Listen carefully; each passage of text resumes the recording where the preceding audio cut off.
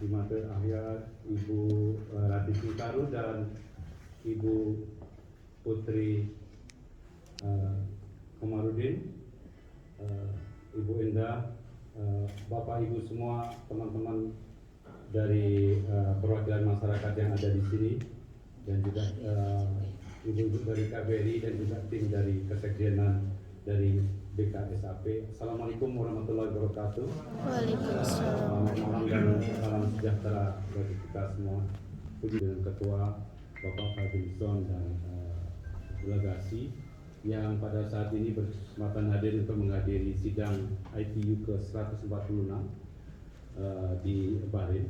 Suatu kehormatan bagi kami keluarga besar masyarakat Indonesia di Bahrain ini.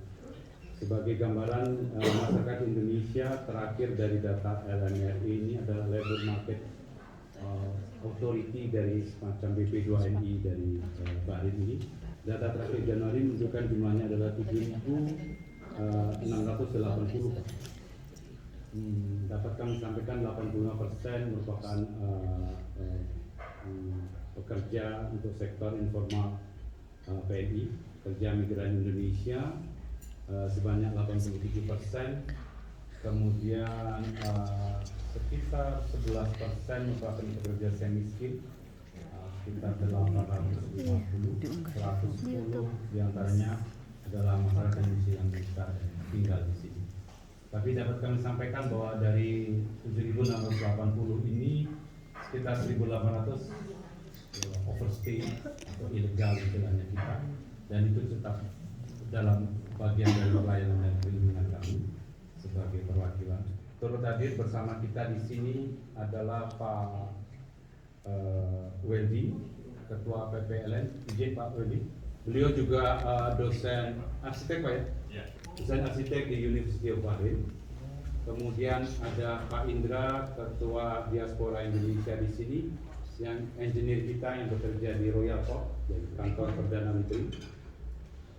Kemudian ada Pak Rizky, dosen dari di University College of Bahrain. Kemudian ada Kapten Noval, beliau adalah kapten untuk semen yang ada di sini, ada sekitar 120-an Kapten Noval. Kemudian ada untuk dari sisi manajer real di sini ada Pak Dandi, beliau yang tadi di Angelina, yang kurang oke ya, tapi kalorinya cukup besar, 275. Kemudian ada lagi Pak Taufik. Pak Taufik ini selain beliau di EDN, beliau juga anggota dari Bahrain Indonesia Business and Friendship Society. Ada 2 orang Indonesia. Izin Bapak Putu. Kasih soal women's. Assalamualaikum warahmatullahi malam Pak Putu. Alhamdulillah. Gimana? Sudah di pesawat? Alhamdulillah. Tadi saya dengar masih di WIB Pak. Siap. Terima kasih Matur Susma Pak. Kita tunggu salam buat keluarga Pak. Alhamdulillah. Siap Bapak. Sama-sama Bapak. Sama. Monggo Bapak, selamat jalan. Sampai ketemu Pak. Yuk, Matur Susma, mari.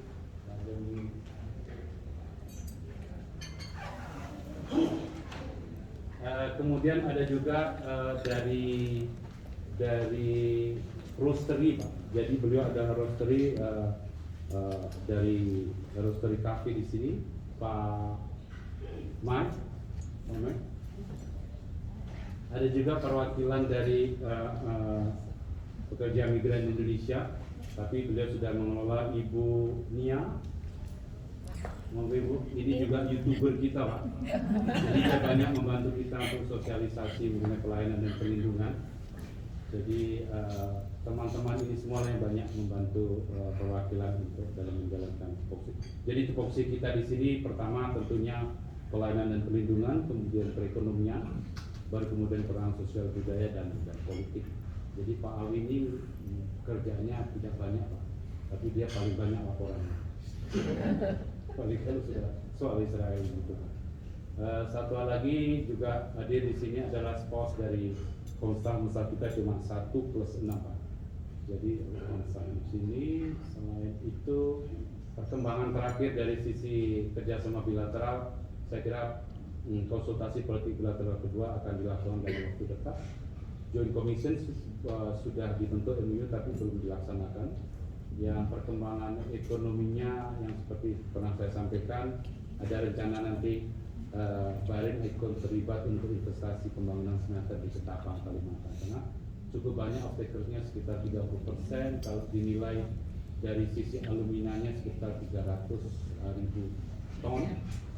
Insya Allah smelternya akan dibangun Juni ini, kemudian pembangunan 20 bulan, tahun 2024 akhir atau awal 2025 sudah bisa berproduksi dan akan dijual ke dari 1 juta ton produksi alumina, 325%-nya akan off-take oleh aluminium Bahrain. Dan ini tidak hanya garis bawahi apa arahan dari Presiden untuk tidak menjual dalam bentuk raw material, karena alumina ini kalau ini jadi misalnya satu-satunya yang akan dibeli bahan tambang kita di luar Cina. Dan ini juga akan dijual nanti oleh PT Green Indonesia Alumina ke GDC lainnya. Di sini ada Gulf Country Aluminium Society begitu, itu akan dijual ke event ke Doha juga, Qatar dan juga ke Abu Dhabi. Yang alternatif kedua, rencana pembukaan Gulf Air lagi. Siti kami tawarkan untuk mengambil captive market umroh. Selain itu, kalau itu sudah buka, maka kami akan menjual juga destinasi wisata Indonesia langsung ke mereka. Jadi dan juga bisa ada co-share dengan Garuda dan Thai sehingga bisa langsung ke Bali. Kalau penerbangan Arab yang langsung ke Bali hanya Emirat dan Qatar langsung ke Bali, tapi dari juga. Jadi ini merupakan objek. Yang satu lagi yang perkembangan terakhir, tapi masih menunggu pertemuan kami nanti bulan Mei, ada investor dari Jarada Fish untuk Blue Crab kepiting. Ini nanti mereka akan membangun pabrik di zona ZII yang di Batam, Pak. Itu sekitar $3 juta. Mereka di Batam. Jadi nanti ada kerjasama dengan pemerintah Indonesia karena mereka ini produknya setahun ini ada sekitar sampai 10.000 kontainer, tapi dijualnya ke Cina, Jepang, Korea. Blue crabnya ini yang selo, tidak yang deep, tapi ada 4 bulan yang tidak boleh panen mereka, sehingga 4 bulan itu diambil dari blue crab yang di Laut Jawa. Jadi mereka berjalan, investasinya lumayan, kalau jadi sekitar $3 juta nanti disuplai. Jadi ini untuk yang apa yang kepiting yang bisa dimakan,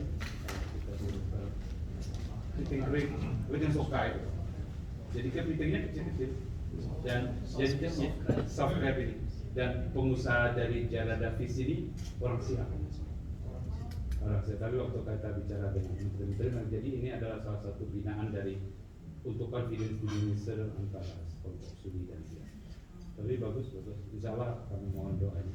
Saya kira itu yang perkembangan terakhir. Selain kegiatan rutin dari beberapa pameran, kita juga ikut Bahrain sama festival dari sisi People to People Contract. Kami dengan University of Bahrain, College University Bahrain juga tengah menjajaki untuk kerjasama, peningkatan kerjasama dengan UI, dengan mana lagi Pak Rafi?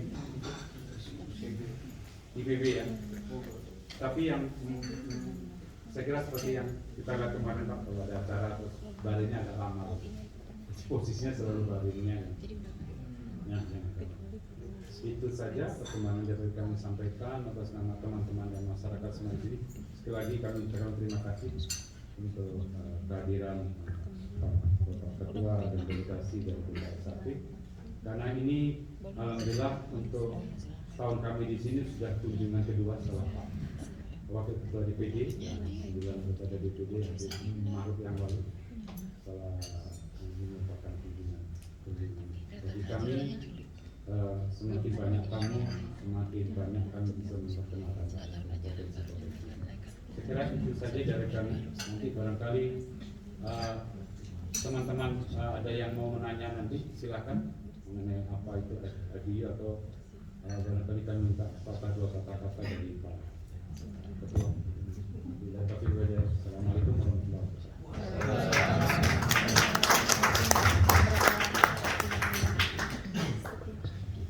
Bismillahirrahmanirrahim. Assalamualaikum warahmatullahi wabarakatuh.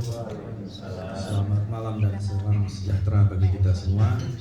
Yang saya hormati Bapak Duta Besar, Pak Ardi dan Ibu, serta keluarga besar KBRI Manama. Yang saya hormati rekan-rekan tokoh masyarakat, wakil-wakil masyarakat dari diaspora yang sudah berada di Bahrain ini. Saya dan teman-teman BKSAP saya perkenalkan satu persatu di sini. Pak Mardani Alisera, Wakil Ketua BKSAP dari fraksi PKS, dapilnya Jakarta Timur. Pak Hafiz Thohir, Wakil Ketua BKSAP, dapilnya di Sumatera Selatan dari fraksi PAN. Kemudian Ibu Putri Aneta Komarudin, dapilnya Jawa Barat 7, yaitu Bekasi, Kerawang, Purwakarta dari fraksi Golkar. Kemudian Ibu Ratih Sunkaru dari dapil Sulawesi Barat dari fraksi Nasdem. Kemudian Ibu Himatul Alia ini dari fraksi Gerindra, dapilnya termasuk dapil luar negeri. Kebetulan dapilnya Jakarta Pusat, Jakarta Selatan dari fraksi Gerindra dan luar negeri. Lalu ada yang baru saja kembali ke Jakarta karena ada urusan partainya, yaitu Pak Putu Supatnorudana dari fraksi Demokrat, Wakil Ketua BKSAP, dan juga baru saja terpilih di Standing Committee on Sustainable Development di IPU. Bu Ratih ini juga di Peace and Security, dan kita juga ada satu lagi di Young Parliamentarians. Kami juga didukung oleh Ibu Endah, Kabiro KSAP. Kabiro KSAP dari lama memang di Kabiro KSAP ya. Dengan teman-teman di sini ada Bu Elvira, ada Pak Beni, ada Pak Yahya dan Pak Haji, serta teman media Rafiq ya, sama Vinita dari TV Parlemen ya. Jadi kami anggota ada sekitar 9 orang mengikuti IPU, Interparliamentary Union atau Organisasi Parlemen Dunia. Ini yang ke-146 ini di kota Manama di Bahrain. Jadi ini baru kali pertama juga di Bahrain, Pak Dubes. Dan kami juga sebagian besar baru kali pertama juga datang ke Bahrain ini. Semua ya, kayaknya belum ada yang kedua kali ya. Tapi bukan yang terakhir. Jadi baru yang pertama. Jadi sejak tanggal 10 kita sudah hadir di sini dan Pak Dubes luar biasa dukungannya. Dari mulai kami ikut dijemput di airport, langsung kita ngobrol dan diskusi tentang berbagai masalah, persoalan, sehingga kita tahulah bagaimana hubungan Indonesia dengan Bahrain ini. Dan selain itu juga Pak Dubes juga langsung mengikuti bagaimana sidang-sidang IPU ini melelahkan, sangat menarik tapi melelahkan juga. Dari kemarin kita sudah jam 8 pagi sudah kebetulan Indonesia yang menjadi pimpinan dari ASEAN Plus 3, kita memimpin sidang ASEAN Plus 3, habis itu ikut dalam APG, Asia Pacific Group, habis itu ikut lagi dalam PUIC, ya, Parliamentary Union of IIC Member State Countries. Lalu kemudian ada meeting-meeting lain-lain yang cukup banyak dan tidak pernah berhenti. Ya, bilateral juga kita lakukan dengan Ukraina, dengan Parlemen Ukraina yang memang mereka yang minta. Kemudian dengan AIPA, ASEAN Interparliamentary Assembly, yaitu organisasi parlemen ASEAN. Besok juga dengan Georgia dan beberapa negara lain, dan besok juga kami juga sudah terbagi ini di dalam karena komite ini cukup banyak. Pak Mardani ini ikut di Standing Committee on Middle East Question Israel. Gitu ya. Nah, kemudian begitu juga teman-teman yang lain sudah terbagi. Women Parliamentarians, Bu Putri ini adalah anggota dari Standing Committee untuk Women Parliamentarians. Ya, kita ada juga yang di Assembly. Besok juga mungkin kita menyampaikan statement negara.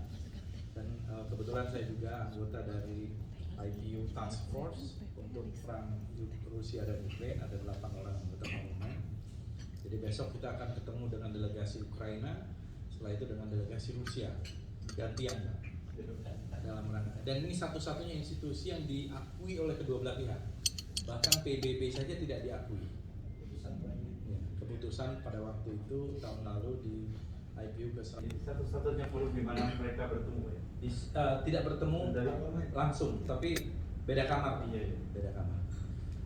Dan kita ini menjalankan apa yang diamanatkan oleh undang-undang, yaitu namanya diplomasi parlemen atau parliamentary diplomacy. Di samping tugas untuk membuat undang-undang bersama pemerintah, tugas legislasi, ada tugas pengawasan untuk controlling, ada juga tugas budgeting, membuat APBN bersama pemerintah, ada tugas tambahan yaitu parliamentary diplomacy. Jadi sebenarnya mendukung diplomasi negara, dan sebenarnya diplomasi parlemen ini sudah lama ada, dan banyak negara yang karena sistemnya parliamentarian mereka sangat dekat dengan keputusan-keputusan eksekutif. Ya, sangat efektif sebenarnya menjalin kerjasama dalam rangka parliamentary diplomacy ini. Anggotanya seluruh negara dunia. Anggotanya sekarang anggota IPU itu ada 179 negara. Hampir semua anggota UN. Cuma 14 negara UN yang tidak ikut. karena satu lain. Kemudian ada beberapa organisasi parliamentary network itu menjadi observer, termasuk kami juga ikut di GOPAC, itu Global Organization of Parliamentarians Against Corruption, sebagai observer. Kemudian